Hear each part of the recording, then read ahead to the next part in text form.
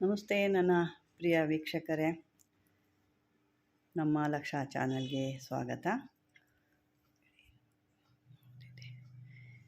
ವೀಕ್ಷಕರೇ, ಇವತ್ತು ನಾವಿಲ್ಲಿ ಕೆಲವೊಂದು ಮಂಡಲವನ್ನು ಹಾಕಿ ಈ ಒಂದು ಮಲಯಾಳ ಮಹಾದೇವಿ ಮಂತ್ರನ ಯಾಕೆ ಸಿದ್ಧಿ ಮಾಡ್ಕೊಳ್ಳೋದು, ಅದರಿಂದ ಏನು ಕೆಲಸ ಆಗುತ್ತೆ, ಆಗುವಂಥ ಲಾಭಗಳು ಯಾವುದು ಅನ್ನೋದು ನೋಡೋಣ ಇವತ್ತು. ಮೊದಲು ಈ ಮಂತ್ರನ ನೀವು ಯಾವುದಾದ್ರೂ ಒಂದು ಹೊಳೆ ಅಥವಾ ಕೆರೆ ಈ ಥರದಲ್ಲಿ ಎಲ್ಲಾದರೂ ಹರಿಯೋ ನೀರು ಜಾಗದಲ್ಲಿ ಇಲ್ಲಿ ಆ ಥರದಲ್ಲಿ ಕೂತ್ಕೊಂಡು ಇದನ್ನು ಸಿದ್ಧಿ ಮಾಡ್ಕೋಬೇಕು. ಈ ಮಂತ್ರನ ಹೇಳ್ಕೊಂಡು ಸಿದ್ಧಿ ಮಾಡ್ಕೋಬೇಕಾಗುತ್ತೆ.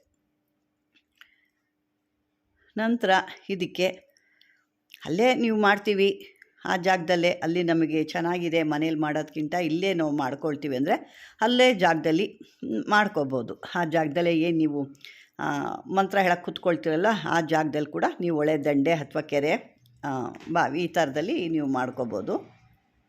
ಇದಕ್ಕೆ ಅದೇನೇ ಒಂದು ಅಲ್ಲಿ ಏನು ನೀವು ಕೂತ್ಕೊತೀರಲ್ವ, ಆ ಹೊಳೆನೋ ಕೆರೆನೋ ಬಾವಿನೋ ಆ ಜಾಗದಲ್ಲಿ ಇದೇ ಕೆರೆ ನೀರನ್ನೋ ಅಥವಾ ಹೊಳೆ ನೀರು ತಗೊಂಡು ಅಲ್ಲಿ ಸ್ವಲ್ಪ ಶುದ್ಧ ಮಾಡ್ಕೋಬೇಕು. ಶುದ್ಧ ಮಾಡಿ ಅಲ್ಲೆಲ್ಲ ಆ ನೀರನ್ನ ಚೊಪ್ಪ ಅಲ್ಲಿ ಸುತ್ತು ಚಿಮುಕಿಸ್ಬೇಕು. ಅಂದರೆ ನಾವು ಏನು ಒಂದು ಸಗಣಿ ನೀರು ಹಾಕ್ತೀವಲ್ವ ಆ ರೀತಿ ಅದನ್ನೆಲ್ಲ ಫುಲ್ಲು ಚಿಮುಕಿಸ್ಬಿಟ್ಟು ಅಲ್ಲಿ ಒಂದು ಮಂಡಲ ರಂಗೋಲಿ ಯಾವ್ದಾದ್ರು ಹಾಕ್ಕೋಬೋದು, ಇಂಥದ್ದೇ ಅಂತಲ್ಲ, ಯಾವ್ದಾದ್ರು ಒಂದು ಹಾಕಿ ಒಂದು 4 ಮೂಲೆಗೂ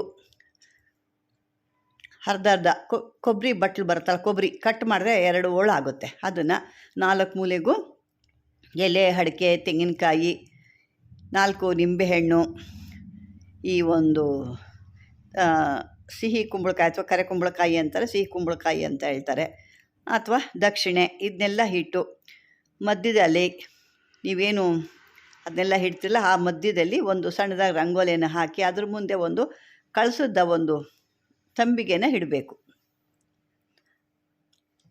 ಇಟ್ಟು ನಿಮಗೆ ಯಾವುದಾದ್ರೂ ಒಂದು ಫೋಟೋ, ಚಾಮುಂಡಿ ಆಗ್ಬೋದು, ದುರ್ಗಿ ಆಗ್ಬೋದು, ಕಾಳಿ ಆಗ್ಬೋದು, ಯಾವುದಾದ್ರೂ ಒಂದು ಫೋಟೋ ಇಟ್ಕೊಂಡು, ಫೋಟೋ ಅಥವಾ ವಿಗ್ರಹ ಇದೆ ಅಂದರೆ ವಿಗ್ರಹ ಕೂಡ ಇಡ್ಬೋದು, ಏನು ತೊಂದರೆ ಏನಿಲ್ಲ.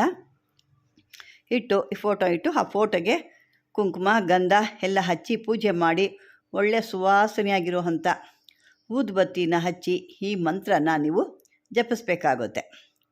ಅಂದರೆ ಇದನ್ನು 41 ದಿವಸ ಒಂದೇ ಜಾಗದಲ್ಲಿ ಮಾಡಬೇಕು.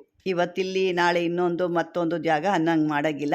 ಯಾರು ಮಾಡ್ತಾಯಿದ್ದೀರಾ ಅವರು ಇದನ್ನು 41 ದಿವಸ ಒಂದೇ ಜಾಗದಲ್ಲಿ ಮಾಡಬೇಕಾಗುತ್ತೆ. ಅಲ್ಲೋಂಗೆಲ್ಲ ಹೋಗೋಂಗಿಲ್ಲ, ಹೇಳಿದ್ದೀನಲ್ವ. ಆ ಥರ ಎಲ್ಲ ಆದಾಗ ಅದು ಯಾವುದೇ ರೀತಿ ನಿಮಗೆ ಸಿದ್ಧಿನೂ ಆಗಲ್ಲ, ತೊಂದರೆಗಳು ಕೂಡ ಇರುತ್ತೆ. ಆ ಥರ ಎಲ್ಲ ಇವತ್ತು ಇಲ್ಲಿ ಮಾಡಿ ಇನ್ನೊಂದು ದಿವಸ ಇಲ್ಲಿ ಮಾಡ್ತೀವಿ ಅಂದಾಗ ಅದು ನಿಮಗೆ ಯಾವುದೇ ರೀತಿ ಸಿದ್ಧಿ ಆಗಲ್ಲ.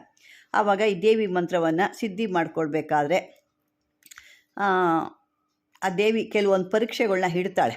ಇವನೇನಿಗೆ ಯಾವ ಥರ ಒಂದು ಸಮಯ, ಒಂದು ಸಹನೆ ಇದೆಯಾ, ಕಷ್ಟಕ್ಕೆ ಇವನು ತಡ್ಕೊಳ್ತಾನ, ಅಥವಾ ನನ್ನ ಹತ್ರ ಒಂದು ಆಶೀರ್ವಾದ ತೊಗೊಂಡು ಅವನಿಗೆ ಬೇಕಾಗಿದ್ದನ್ನ ತೊಗೊಂಡು ಹೊರಟೋಗ್ತಾನ ಅಂತಂದ್ಬಿಟ್ಟು ಅವಳು ಒಂದು ಪರೀಕ್ಷೆಯನ್ನು ಇಡ್ತಾಳೆ.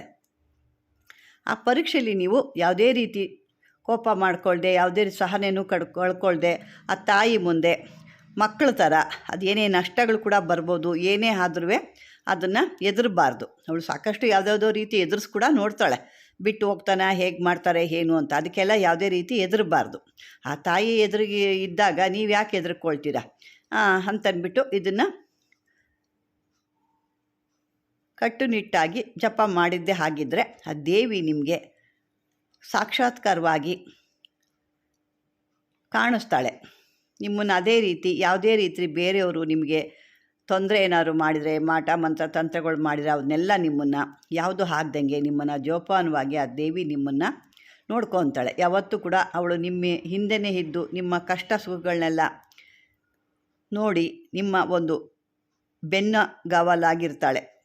ಆವಾಗ ನೀವು ಹೇಳಿದಂತೆ ಆ ತಾಯಿ ಕೇಳ್ತಾರೆ. ನೀವು ಏನು ಬೇಕು, ಏನು ಆ ತಾಯಿನ ಏನು ಕೇಳಬೇಕು ಅಂದಾಗ ಆ ತಾಯಿ ಯಾವುದೋ ಒಂದು ರೂಪದಲ್ಲಿ ಬಂದು ನಿಮ್ಮ ಮುಂದೆ ಬಂದು ನಿಮ್ಮ ಕಷ್ಟಗಳನ್ನೆಲ್ಲ ಪರಿಹಾರ ಮಾಡ್ತಾಳೆ. ಅಕಸ್ಮಾತ್ ನೀವು ಯಾವುದೋ ಒಂದು ವೇಳೆಯಲ್ಲಿ ಮಂತ್ರದಲ್ಲಾಗಲಿ ಅಥವಾ ಬೇರೆದ್ರಲ್ಲಾಗಲಿ ಶುದ್ಧವಾಗಿಲ್ಲ ಅಂತಂದರೆ ನೀವೇನು ಕರೋ ಆ ತಾಯಿ ಬರೋದಿಲ್ಲ.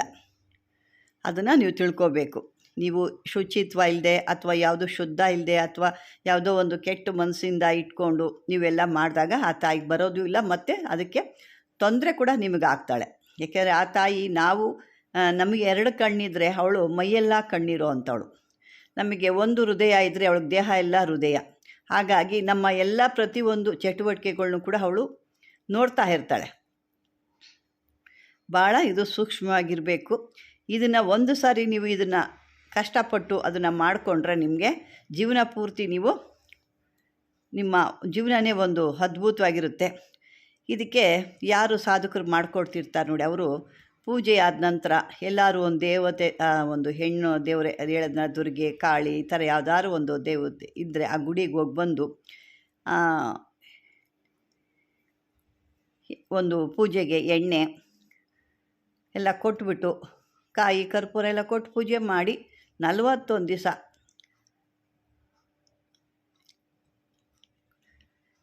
ನೀವು ಆ ರೀತಿ ಇರಬೇಕು. ಇದರಲ್ಲಿ ಅವರು ಮಲಗಬಾರ್ದು ಯಾವುದೇ ರೀತಿ, ಅಂದರೆ ಹೆಂಡತಿ ಮಕ್ಕಳ ಜೊತೆ ಕೂಡ ಅವರು ಮಲಗಬಾರ್ದು. ಅವರು ಸರಿಯಾದ ರೀತಿಲಿ ಸಪ್ರೇಟಾಗಿರಬೇಕಾಗುತ್ತೆ. ಅವರು ಆ ರೀತಿಯೆಲ್ಲ ಸರಿಯಾದ ರೀತಿ ಸಿದ್ಧಿ ಮಾಡ್ಕೊಂಡಿಲ್ಲ ಅಂದರೆ ಕಷ್ಟ ಕೂಡ ಆಗುತ್ತೆ. ಇದನ್ನು ಮಾಡ್ಕೊಳ್ಳೋರು ಸರಿಯಾದ ರೀತಿಲಿ ನಾವು ಮಾಡ್ತೀವಿ ಅನ್ನೋ ಛಲ ಇದ್ದುಕೊಂಡು ಈ ರೀತಿಯೆಲ್ಲ ಮಾಡಿಕೊಂಡ್ರೆ ಮಾತ್ರ ಇದಾಗುತ್ತೆ.